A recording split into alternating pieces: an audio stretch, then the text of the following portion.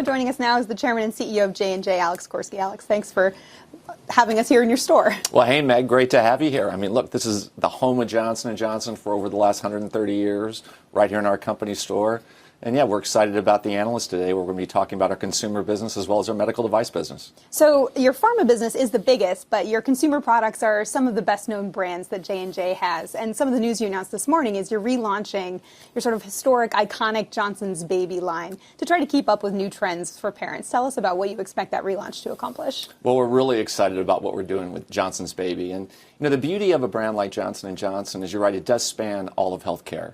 It's got the high-tech pharmaceuticals. It's doing things like, helping to hopefully someday find a cure for things like Ebola, HIV, multiple myeloma. But it also starts with things like our baby brand that goes back for more than 100 years. But, what we're trying to do is actually be more like a startup with our baby brand. And that's what we're talking about today. It's a relaunch. And we're really focusing on, look, the changing needs of the millennial mom. And we realize that over the past few years that we probably got a little bit behind the curve. But what you're going to hear about today is how we totally reformulated the brand, where we're changing and making sure we're using more natural ingredients. We've taken out many of the concerning products or ingredients that mothers didn't want in their products, things like surfactants, parabens, and other ingredients. And we've also made sure that we're really creating a conversation with the millennial mom. So yeah, we're really excited about the relaunch of Baby, and we think what it does is it makes it current, it makes it relevant, but at the same time it doesn't lose that basic smell, that basic touch that you expect from the Johnson's Baby line. Well, this comes after a couple years you've had some pretty extreme headlines coming out of the lawsuits around the talc baby powder product. I've heard from some folks they've lost trust in the brand because of those headlines that they're seeing and the concerns of some link to cancer from the talc baby products. I talked with Jorge Mesquita, your head of consumer, who said you defend the brand, the science shows that there is no link to cancer, and that wasn't the driver behind the relaunch. But how do you keep consumers' trust, perhaps win back their trust in the midst of all these headlines? Well, look, we certainly understand that. And when it comes to babies, safety, high quality has got to be first and foremost in everything that we do. And so what we're talking about today is how do we take these legacy brands and really better position them for the future. For example, let's start with clinical data and information. J&J, we have conducted more than 90% of the clinical trials. And the millennial mom, they have a high expectation about data. They want to know, frankly, do these products work? Are they safe and are they effective? And the fact that we're able to produce that kind of information behind our brands, that we share it with the broader community, is really important. So those are some of the steps that we're taking, we think, to make sure that the brands do well today, but also into the future. And as you have those lawsuits, do you sense that there is a loss of consumer trust? Well, look, one thing that we want to make clear is that we continue to believe in the fundamental safety of talc. It's got more than a 100-year track record. By far, the clinical trials support the use of it as being safe and effective, just as well as the NCI does. At the same time, we realize that there's some concerns, but one shouldn't confuse accusations made in a jury trial with actual changes by regulators or by actual clinical information. So look, we're continuing to educate, we're continuing to develop new formulations. We want to make sure we're there and that we're responding to those concerns. So today is also about your medical devices unit. In the first quarter, your vision care business was up 40%. What drove that growth? Well, we couldn't be more excited about vision care. I mean, if you just step back around vision care, 50% of the world's population suffers from some form of vision issue, and only about 10% of them are getting any treatment. And we've been very proud of the heritage that we've had with our contact lens business. We make more contact lenses than anybody else in the world.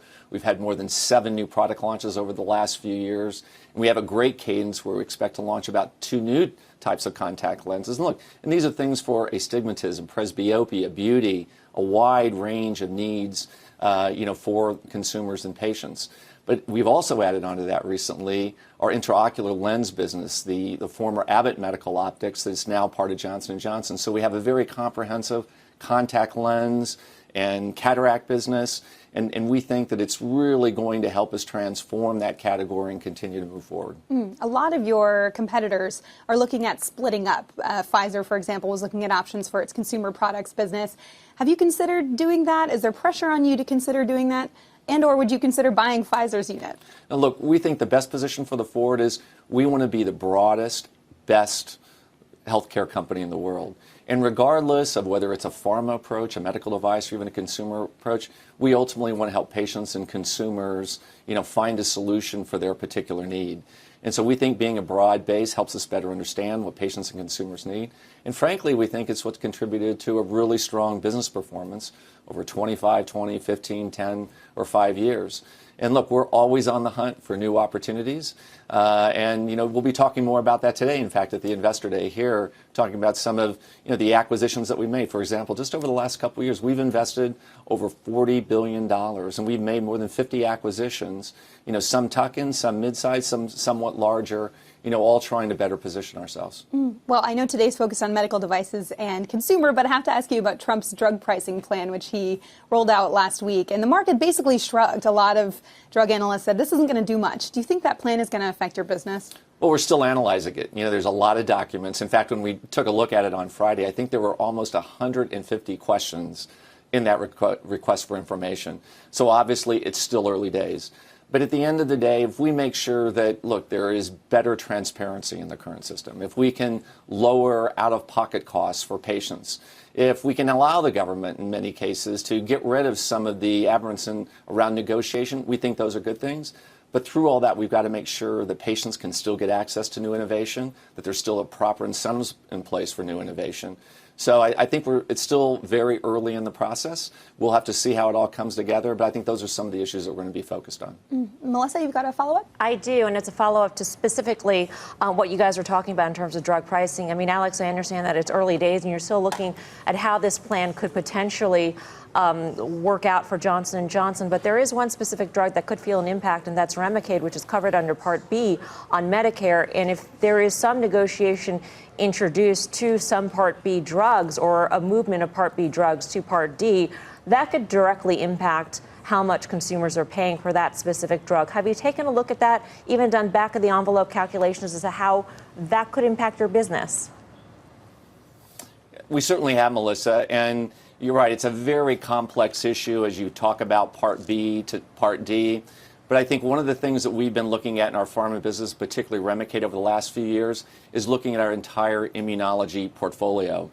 And look, whether it's generics, the launch of biosimilars, we're constantly reinventing our portfolio. And in fact, over the past couple of years, if you take our newly launched brands in that category, for example, Symphony and Stelara, sales for those two products now actually exceed those of Remicade. So, look, we know that there's going to be changes in the pricing system. That's why we have to continually innovate. And we're really pleased with the uptake, not only of those products, but also with our most recently launched drug, Tremfya, that's also being used in that category. So having a range of options for different patients, I think will enable us to successfully navigate our way through these changes. I guess the question really, Alex, is how important is it for you guys to keep those drugs in Part B in order to hit financial targets in the long run? Well, I think it's going to depend on how these exact changes take place. And, what we've seen through all these discussions, it's a very complex system. We've got to make sure that we don't have unintended consequences for some of these changes. For example, let's make sure that drugs that should be administered in a physician's office are in fact done there where the physician can be in control along with the patient. Let's also make sure that they get the appropriate reimbursement for the time and the effort and, frankly, the care that they're providing. So, again, as I mentioned earlier, there's a lot of questions that have been asked, on the part of CMS. We'll be working with them and, of course, with pharma and other organizations. And, I think we'll be able to find a way to navigate through. But those are some of the issues and concerns that we want to make sure that we address along the way. Well, another piece of news that just came out this morning was about Novartis following the payments to Michael Cohen, Trump's personal lawyer, their general counsel stepping down related to that activity. It was said that Michael Cohen just called up Novartis to establish that relationship. Did he call you a year ago? No, he did not. He didn't get a call from him or anybody associated with Essential Consultants. Interesting. So let's go to your pharma business and thinking about growth there. How do you look at M&A and valuations in biotech?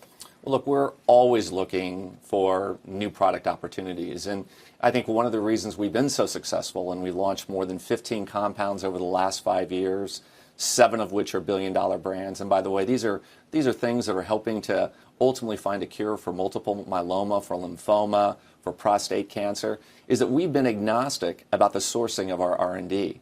At the end of the day, we want what's best for patients. We want the best science. And so I think by taking that approach at Nice Mix, and about 50% of the time, we tend to go outside for early R&D, bring that in, apply our clinical or regulatory expertise, and then we're able to commercialize it, make sure it gets the right reimbursement, and ultimately gets to patients. So we would expect that to continue going forward. You know, ideally, we like the small tuck-in where our scientists identify early new molecules, you know, something like a CD38, a BTK inhibitor, things along those lines.